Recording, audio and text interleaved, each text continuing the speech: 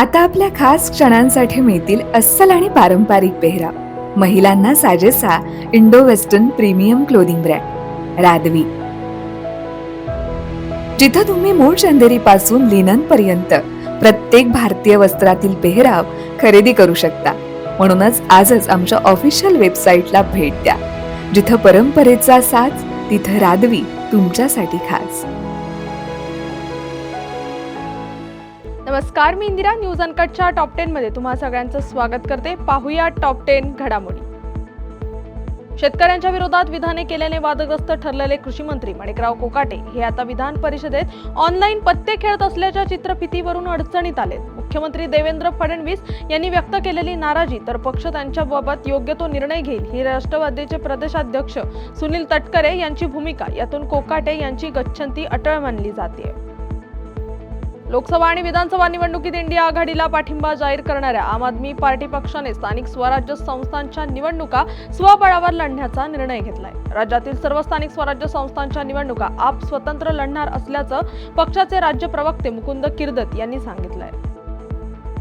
छावा संघटनेच्या पदाधिकाऱ्याला लातूर येथे झालेल्या मारहाणीचे पडसाद धाराशिवमध्येही उमटलेत. राज्याच्या कृषी मंत्र्यांच्या विरोधात जोरदार घोषणाबाजी करत राष्ट्रवादी काँग्रेसच्या बॅनरची मोडतोड करण्यात आली आहे. राष्ट्रवादीचे प्रदेशाध्यक्ष सुनील तटकरे यांना धाराशिव शहरातही छावाच्या रोषाला सामोरं जावं लागलंय. राज्यातील परिचारिका संघटनांनी विविध मागण्यांसाठी गुरुवारपासून पुकारलेल्या संपामुळे जे कामा, सेंट जॉर्जेस, जीटी रुग्णालयातील नियमित शस्त्रक्रिया पूर्णपणे बंद केल्या. केवळ अतितत्काळ शस्त्रक्रिया करण्यात येत आहेत. संपाच्या 5व्या दिवशी तोडगा न निघाल्यामुळे परिचारिकेचा संप कायम असल्यामुळे रुग्णाचे हाल होत आहेत. पिंपरी चिंचवड महापालिकेच्या कर आकारणी आणि कर संकलन विभागामार्फत 2025-26 या आर्थिक वर्षाच्या पहिल्या 3 महिन्यात 15,53,11,730 रुपयांची पाणीपट्टी वसूल करण्यात आली. त्यामध्ये सर्वाधिक 6,53,05,159 एवढी रक्कम ऑनलाईन जमा झाली आहे. गतवर्षीच्या तुलनेत यंदा 45 लाखांची अधिक वसुली झाली आहे.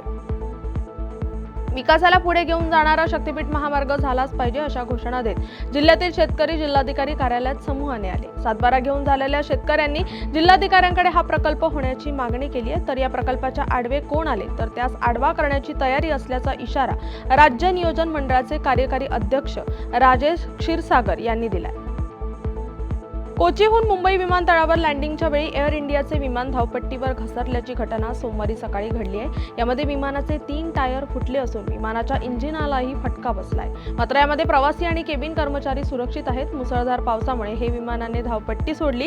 मात्र काही वेळात विमान पुन्हा धावपट्टीवर आणण्यात वैमानिकाला यश आलंय. अंधेरी पश्चिम ते दहिसर मेट्रो 2A मार्गिकेवरील अंधेरी पश्चिम स्थानकातील पावसाच्या तयारीचा फोलपणा सोमवारी समोर आला. गळती होणारे पाणी सर्वत्र पसरू नये म्हणून महामुंबई मेट्रो रेल्वे संचालन मंडळाने रंगीबेरंगी बादल्या स्थानकात मांडल्यात. त्यामुळे MMMOCLवर टीका होते. नाबार्डच्या वर्धापन दिनानिमित्त उत्कृष्ट कामगिरी करणाऱ्या संस्थांना पुरस्कार जाहीर करण्यात आले. यामध्ये जिल्हा सहकारी बँकांमध्ये उत्कृष्ट कामगिरी करणारी बँक म्हणून अहमदनगर जिल्हा मध्यवर्ती सहकारी बँकेस पुरस्कार प्रदान करण्यात आला. यशदा संस्थेतील समारंभात केंद्रीय सहकार राज्यमंत्री मुरलीधर मोहोळ यांच्या हस्ते हा पुरस्कार सन 2023-24 बँकेचे संचालक अंबादास पिसाळ आणि बँकेचे मुख्य कार्यकारी अधिकारी रावसाहेब वर्षे यांनी स्वीकारलाय. पश्चिम घाटक क्षेत्रात काही ठिकाणचा अपवाद वगळता पावसाने विश्रांती घेतली असून कोयना पाणलोटात तुरळक पाऊस कायम आहे. तर कोयना धरणातून आवक पाण्यापेक्षा विसर्ग मोठा झाल्याने धरणसाठा घटण्याची प्रक्रिया सुरू झाली आहे. कोयना धरणाच्या 6 वक्री दरवाजाला पाणी टेकल्यानंतर त्यातून पहिल्यांदा 1.5 तर नंतर 3 फुटांपर्यंत हे दरवाजे उघडून जलविसर्ग सुरू असताना गेल्या आठवड्यापूर्वीचा तुफान पाऊस अगदीच ओसरत गेल्याने आता धरणसाठा अल्पसा घटतोय आहे. आणि या बातमीचा वेळ झाली आहे टॉप 10 मध्ये इथेच थांबायची. तोपर्यंत पाहत राहा न्यूज अनकट.